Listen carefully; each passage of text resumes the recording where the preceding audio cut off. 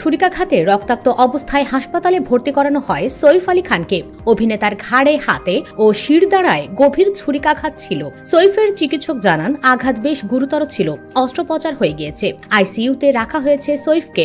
বিশেষ করে শিরদাঁড়ার আঘাত বেশ গুরুতর বলে জানা যাচ্ছে। 6 বার ছুরিকাঘাত করেছে দুষ্কৃতী। লীলাবতী হাসপাতালের চিকিৎসক নিতিন দাঙ্গে বলেছেন, শিরদাঁড়ায় গুরুতর চোট রয়েছে সইফের। শিরদাঁড়ায় গেঁথে ছিল ছুরি।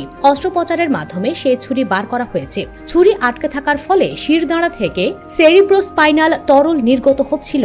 চিকিৎসক আরো বলেছেন, ঘাড় ও হাতের চোটও যথেষ্ট গুরুতর ছিল। প্লাস্টিক সার্জারি করা হয়েছে সেই আঘাতে। সইফকে আইসিইউতে স্থানান্তরিত করা হয়েছে। তিনি এখন বিপদমুক্ত ঠিকই, কিন্তু প্রতি মুহূর্তে তার শারীরিক অবস্থার দিকে নজর রাখা হচ্ছে। বৃহস্পতিবার দুপুরের কিছু পরে সইফের সহযোগী দলের সদস্যদের তরফে এক বিবৃতি প্রকাশ করে জানানো হয়েছে, সইফ আলী খানের অস্ত্রোপচার সম্পন্ন হয়েছে এবং তিনি এখন বিপদমুক্ত। এই মুহূর্তে তিনি ধীরে ধীরে সেরে উঠছেন। চিকিৎসকেরা সব সময় নজর রাখছেন। পরিবারের সমস্ত সদস্য নিরাপদে রয়েছেন। পুলিশ ঘটনার তদন্ত শুরু করেছে। বান্দ্রার এক বিলাসবহুল বহুতলের 12 তলায় থাকেন সইফ। সেখানেই বুধবার রাতে হামলা চালায় দুষ্কৃতীরা। কিভাবে নিরাপত্তার বেড়াজাল টপকে বাড়ির ভেতর দুষ্কৃতীরা ঢুকে পড়ল তা নিয়ে জিজ্ঞাসাবাদ করছে মুম্বাই পুলিশ।